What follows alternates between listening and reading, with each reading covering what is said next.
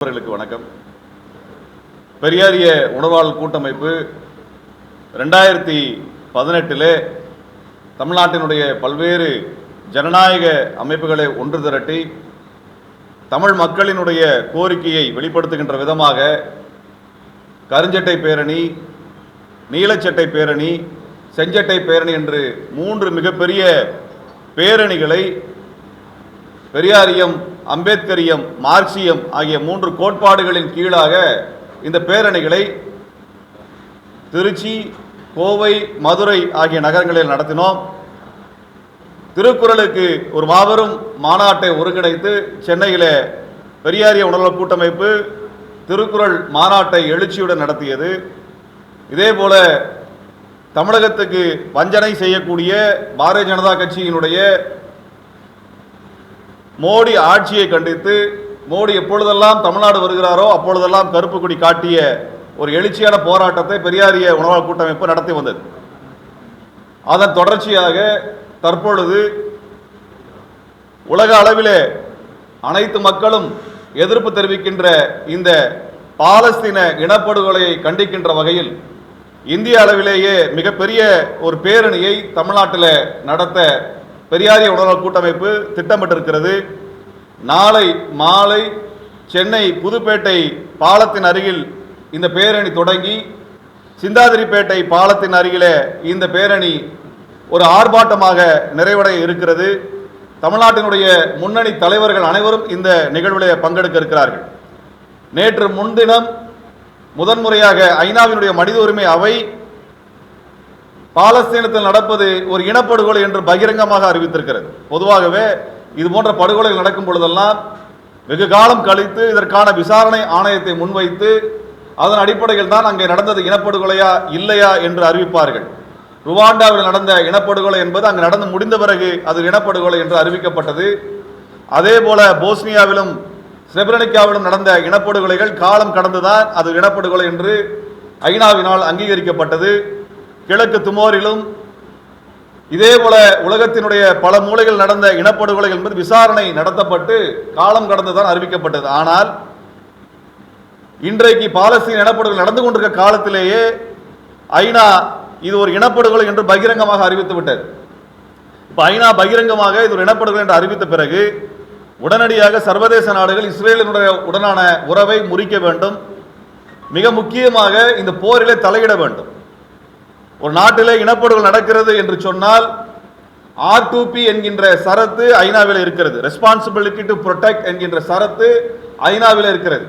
ஒரு தேசத்தில் இனப்படுகொலை நடக்கிறது என்று ஐநா அறிவித்து விட்டால் அதன் அருகில் இருக்க நாடுகள் மட்டுமல்ல, எந்த நாடு வேண்டுமானாலும் அந்த இனப்படுகொலை தடுப்பதற்கு தனது இராணுவத்தை அங்கே அனுப்பலாம் என்கின்ற சட்ட பிரிவு ஐநாவில் அங்கீகரிக்கப்பட்டிருக்கிறது. அந்த அடிப்படையில் நேற்று முன்தினம் ஐநா இது ஒரு இனப்படுகொலை என்று அறிவித்த பிறகு உலகத்தில் எந்த நாடு வேண்டுமானாலும் இராணுவ ரீதியாக பாலஸ்தீன இனப்படுகொலை தடுப்பதற்கு இஸ்ரேலுடைய இராணுவத்தோடு மோதுவதற்கு அங்கு இராணுவத்தை அனுப்ப முடியும். அதற்கு சர்வதேச சட்டம் தற்பொழுது அனுமதி கொடுத்திருக்கிறது. இப்படிப்பட்ட சூழலிலே இந்திய அரசாங்கம், மோடி அரசாங்கம் இஸ்ரேலோடு பல்வேறு ஒப்பந்தங்களை போட்டிருக்கக்கூடிய அதிர்ச்சியான செய்தியும் நாம் கேள்விப்படுகின்றோம். உலகத்தின் பல்வேறு நாடுகள், அயர்லாந்து, ஸ்பெயின் போன்ற நாடுகள் எல்லாம், மேற்குலக நாடுகள் எல்லாம் இஸ்ரேலுக்கு எதிராக கடுமையான கண்டனத்தை தெரிவித்து வருகிறார்கள். இஸ்ரேலுடைய பொருளாதாரத்தை முடக்குகின்ற வகையில் உலகெங்கிலும் போராட்டம் நடந்து கொண்டிருக்கின்றன. அமெரிக்காவிலும், ஆஸ்திரேலியாவிலும், ஐரோப்பாவிலும் லட்சக்கணக்கான மக்கள் வீதிக்கு வந்து கொண்டிருக்கிறார்கள். இதுவரை 6,80,000 பாலஸ்தீனர்கள் படுகொலை செய்யப்பட்டிருப்பதாக கடந்த வாரம் அதற்குரிய அறிக்கை வெளியாகி இருக்கிறது. அதாவது பாலஸ்தீன மக்களில் 3 ஒருவர் படுகொலை செய்யப்பட்டிருக்கிறார்கள். அங்கே இருக்கக்கூடிய 30 லட்சம் மக்களில் கிட்டத்தட்ட 10 லட்சம் பேர் என்கின்ற அளவில் கடுமையாக பாதிக்கப்பட்டிருக்கிறார்கள். அதில் 6,80,000 பேர் படுகொலை செய்யப்பட்டிருக்கிறார் என்றால் இதைவிட மோசமான ஒரு இனப்படுகொலை நாம் நம்முடைய வாழ்நாளில் நாம் பார்க்க முடியாது. இன்னும் மோசமாக நடக்கக்கூடிய காரியங்களை பார்த்தோம் என்றால் அங்கே பட்டினி போட்டு மக்களை படுகொலை செய்து கொண்டிருக்கிறார்கள். ஆயுதங்களால், குண்டுகளால், அங்கே கனரக அந்த கவச வாகனங்களை கொண்டு அந்த மக்களை அழிப்பது மட்டுமல்லாமல் ஒட்டுமொத்தமாக அங்கே இருக்கிற 20 லட்சம் மக்களுக்கான உணவை தடுத்து வைத்து விட்டார்கள். இந்த உணவு இல்லாத காரணத்தினால் கடந்த 4 மாதமாக பல லட்சம் குழந்தைகள் கடுமையாக பாதிக்கப்பட்டு பல்லாயிரக்கணக்கான குழந்தைகள் இறந்து போயிருக்கிறார்கள். ஆக இப்படி பட்டினியை ஒரு ஆயுதமாக போரில் ஆயுதமாக பயன்படுத்தப்படுவது, கனரக ஆயுதங்களை பயன்படுத்துவதெல்லாம் தடை செய்யப்பட்ட நிலையிலும் கூட இப்படியான ஒரு படுகொலை அரங்கேறி வருவதை தடுக்கின்ற அல்லது கேள்வி எழுப்புகின்ற ஒரு கடமை தமிழர்களுக்கு உண்டு. இன்னும் சொல்ல வேண்டும் என்றால், இந்திய அரசு இஸ்ரேல் அரசோடு வைத்திருக்க உறவை துண்டிக்க வேண்டும் என்று உறக்க சொல்ல வேண்டிய கடமை நமக்கு இருக்கிறது. இது கட்சி கடந்து அனைவரும் பேச வேண்டிய ஒரு உரிமை போராட்டம். அந்த போராட்டத்தில் அனைத்து அமைப்புகளும் கைகோர்த்து நிற்கின்றோம். நாங்கள் இந்திய அரசிற்கு வைக்கக்கூடிய கோரிக்கை, இஸ்ரேல் உடனான உறவை துண்டிப்பதும், இஸ்ரேல் அரசு நடத்துகின்ற இந்த போரை தடுக்கின்ற விதமாக அதற்கான ஒரு சர்வதேச அமைதி படையை பாலஸ்தீன பகுதிக்கு அனுப்புகின்ற வகையில் அதற்கான முன்னேற்பாடுகளை செய்வதும், இஸ்ரேல் அரசுடைய தூதரகத்தை இந்தியாவிலிருந்து வெளியேற்றுகின்ற வகையில் பல்வேறு நாடுகளில் அதற்கான பணிகளை செய்து கொண்டிருக்கிறார்கள். அது போன்ற பணிகளை எடுக்க வேண்டும். ஏனென்றால் இந்தியா காலமாக 1948 பாலஸ்தீனத்திற்கு ஆதரவாகத்தான் நிலைப்பாடு எடுத்து வருகிறது. ஆகவே அந்த அடிப்படையில் அந்த வெளியுறவு கொள்கையினுடைய நீட்சியாக தற்பொழுது பாலஸ்தீன விடுதலை அங்கீகரிப்பதும், இஸ்ரேல் உடனான தொடர்பை துண்டிக்கின்ற பணியை இந்தியா செய்ய வேண்டும் என்று நாங்கள் கோரிக்கை வைக்கின்றோம். இங்கே அனைத்து ஜனநாயக அமைப்புகளும் இந்த போராட்டத்தில் பங்கெடுத்திருக்கிறார்கள். தோழர் இளமாறன் அவர்கள் சொன்னதை போல, ஈழத்தில் இனப்படுகொலை நடந்த பொழுது இதே பட்டினியை அங்கே ஒரு ஆயுதமாக பயன்படுத்தி அங்கே தமிழர்களை படுகொலை செய்தார்கள். கனரக ஆயுதங்களை அங்கே பயன்படுத்தி படுகொலை செய்தார்கள். 8 மாத அளவிலே 1,67,000 தமிழர்கள் படுகொலை செய்யப்பட்டார்கள். அதாவது இன்றைக்கு பாலஸ்தீனில் நடக்கக்கூடிய அந்த படுகொலையை விட மிக மோசமானதாக ஈழத்தில் நடத்தப்பட்டது. ஒரு நாளில் 2600 3000 தமிழர்கள் படுகொலை செய்யப்பட்டார்கள். இப்படிப்பட்ட ஒரு மோசமான ஒரு படுகொலை ஈழத்தில் நடந்தது. அதற்குரிய ஐநாவின் அறிக்கை 2009 மார்ச் மாதம் 8ஆம் தேதி சமர்ப்பிக்கக்கூடிய சூழலில் அன்றைய இந்தியாவினுடைய பிரமுகராக இருந்த விஜய் நம்பியார் அந்த அறிக்கையை தடுத்தார். அந்த அறிக்கையை தடுத்த காரணத்தினால் அங்கே நடந்தது ஒரு இனப்படுகொலை நடக்கிறது, இனப்படுகொலை என்று அறிவிக்க இயலாமல், சர்வதேச நாடுகள் நடவடிக்கை எடுக்க இயலாமல் போனது. அதே போல பாலஸ்தீனத்திலும் நடப்பது ஒரு இனப்படுகொலை என்பதை கிட்டத்தட்ட 1.5 வருடங்களுக்கு முன்பாகவே இந்த இனப்படுகொலை தடுப்பு அதிகாரி அறிக்கையாக கொடுத்த பிறகும் கூட 1.5 ஆண்டுகள் கழித்து தான் இப்பொழுது இனப்படுகொலை அங்கீகரித்திருக்கிறார்கள். ஆக இதையாவது முன்வைத்து சர்வதேச நாடுகள் இந்த இனப்படுகொலை தடுக்கின்ற முயற்சியை முன்னெடுக்க வேண்டும். தமிழ்நாட்டினுடைய ஜனநாயக சக்திகள் வீதிக்கு வர வேண்டும் என்கின்ற அந்த ஜனநாயக கோரிக்கை நாங்கள் இந்த சமயத்தில் நாங்கள் முன்வைக்கின்றோம். பெரியாரிய உணவாளர் கூட்டமைப்பு தொடர்ச்சியாக இது போன்ற ஜனநாயக கோரிக்கைகளுக்காக தொடர்ச்சியாக போராடும் என்பதை இச்சமயத்தில் தெரிவித்துக் கொள்கிறோம். நீங்கள் அனைவரும் இந்த போராட்டம், ஏனென்றால் ஊடகத்தினர் மிக கடுமையாக பாதிக்கப்பட்ட ஒரு போர் பகுதியாக பாலஸ்தீன பகுதி இருக்கிறது. தோழர் சொன்னதை போல 400க்கும் அதிகமான ஊடகவியலாளர்கள் அங்கு படுகொலை செய்யப்பட்டிருக்கிறார்கள்.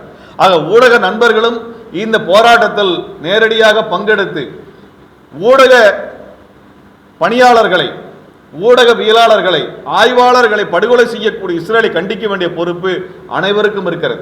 இதுவரை உலகத்தில் எந்த போரிலும் ஊடகவியலாளர்கள் படுகொலை செய்யப்பட்டதில்லை. 2 இடங்களில் ஊடகவியலாளர் படுகொலை செய்யப்பட்டார்கள். ஒன்று ஈழத்தில், அடுத்தது பாலஸ்தீனத்தில்.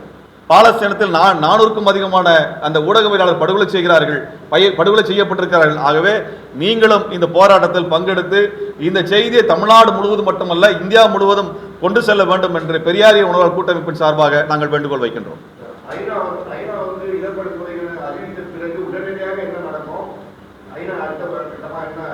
ஐநா இப்படி ஒரு அறிவிப்பை கொடுத்த பின்னாடி ஐநாவினுடைய சட்டங்களுக்கு உட்பட்டு என்ன பண்ணா, உடனடியாக அனைத்து நாடுகளினுடைய இராணுவம் அங்கே நிலைநிறுத்தப்படணும். அல்லது அண்டையில் இருக்கக்கூடிய ஏதேனும் ஒரு நாடு, எந்த நாடாக இருக்கலாம், அதனால காம்ப்ளெக்சிட்டின்னு சொல்லுவாங்க. ஒரு நாட்டில் இனப்படுகொலை நடக்குதுன்னா பக்கத்து நாடு உடனே தலையிடணும். பக்கத்து நாடு உடனடியாக இராணுவத்தை அனுப்ப வேண்டும். அப்படி அனுப்பவில்லை என்றால் அந்த நாடும் அந்த இனப்படுகொலையில் பங்கு பெற்றிருக்கிறது என்று குற்றம் சாட்டப்படும். அந்த நாடும் சர்வதேச விசாரணைக்கு உட்படுத்தப்படும். இது ஐநாவில் இருக்கக்கூடிய வழிமுறைகளில் ஒன்று. ஆக இஸ்ரேலுக்கு இந்த துணிச்சலை தரக்கூடிய நாடுகளாக சுற்றி இருக்கக்கூடிய நாடுகளின் அமைதி தான் இருக்கிறது. அதை சுற்றி இருக்கக்கூடிய நாடுகள் உடனடியாக தலையிட்டு தனது இராணுவத்தை அனுப்பி இஸ்ரேலை தடுத்து நிறுத்தவில்லை என்றால் அந்த நாடுகளும் இந்த இனப்படுகொலைக்கு துணை போனதாக விசாரிக்கப்படுவார்கள் என்பதையும் நாம் ஐநாவுடைய வழிமுறைகளிலே புரிந்து கொள்ள வேண்டும். ஆகவே இந்த இனப்படுகொலை தடுக்கக்கூடிய பொறுப்பு இப்பொழுது அனைத்து நாடுகளுக்கும் வந்துவிட்டது. அதில் இந்தியா மிகப்பெரிய ஒரு ஜனநாயக நாடாக இதுகாலம் வரை இருந்து வருகிறது. ஆகவே இந்தியாவிற்கு பெரும் பொறுப்பு இருக்கிறது. அதை சுட்டிக்காட்டும் விதமாகத்தான் இந்த பேரணிகள் நாங்கள் முன்னெடுத்துகின்றோம்.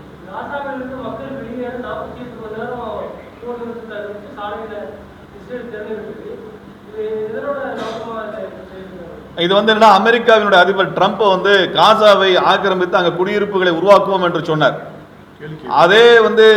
அதே மாதிரி இஸ்ரேலினுடைய அதிபர் நேதன்யாகு அவரும் காசாவை ஆக்கிரமித்து எங்களுக்கான வணிக கட்டிடங்களை எங்க கட்டுவோம் என்று இப்பொழுது அதை ஆக்கிரமிக்கக்கூடிய போராக மக்களை கொன்று விட்டார்கள். அங்க கட்டிடங்கள் அழிக்கப்பட்டு விட்டன.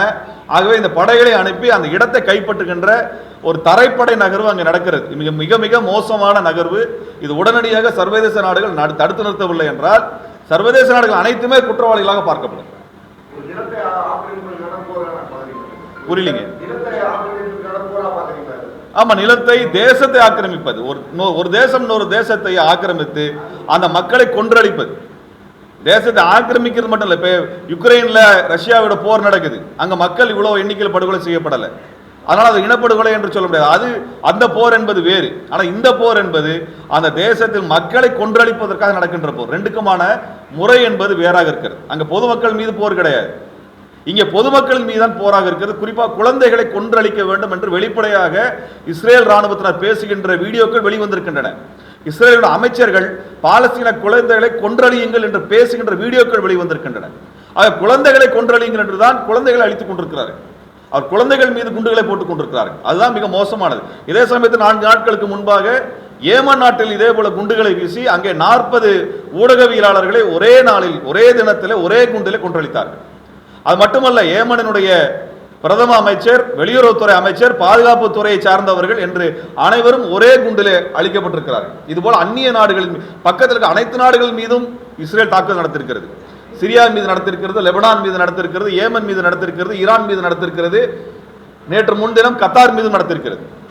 இஸ்ரேல் நடத்தாத போர், அதாவது தாக்காத நாடுகளே இல்லை என்கின்ற அளவிலே மேற்குலக நாடுகள் இருக்கின்றன. இப்படி எல்லா நாடுகள் மீதும் அவர் விருப்பத்திற்கு ஏற்ப தாக்குதல் நடத்தக்கூடிய நாட்டை தடுக்க வேண்டும் என்பது அனைவருடைய கடமையாக மாறுகிறது.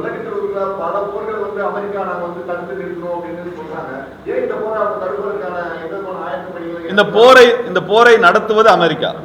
அமெரிக்காவின் ஆயுதங்கள் இல்லை என்றால் இஸ்ரேலினால் இந்த போரை நடத்த இயலாது. ஆக அமெரிக்காவினுடைய போராகத்தான் இந்த போர் நடக்கிறது.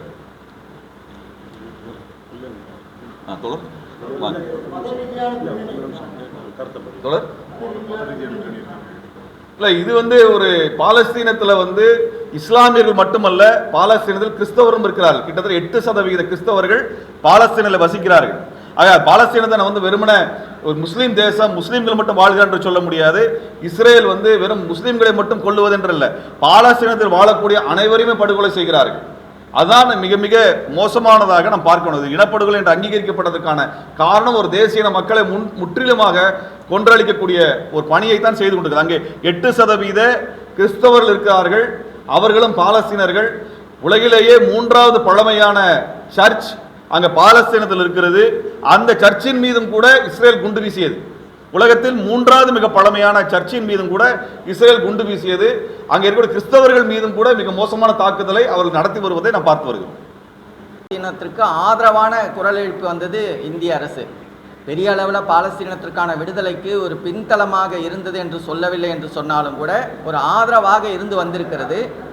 இன்றைக்கு அதுக்கு நேர் எதிராக ஒரு தேசத்தினுடைய விடுதலைக்கு, உரிமைக்கு எதிராக இஸ்ரேலினுடைய வன்கொடுமைக்கு, இன அழிப்புக்கு ஆதரவாக இந்திய அரசு செயல்பட்டு வந்து கொண்டிருக்கிறதை நாங்கள் வன்மையாக கண்டிக்கிறோம். அந்த உணர்ச்சியும் இந்த பேரணியில் இருக்கிறது. அதனால் ஒருமித்த ஒரு பேரெழுச்சியை நாளைக்கு அனைவரும் ஒருங்கிணைந்து செய்கிறோம். ஊடகவியலாளர்கள் இதை ஒரு பெருத்த செய்தியாக மாற்ற வேண்டும் என்று கோரிக்கை வைக்கிறோம்.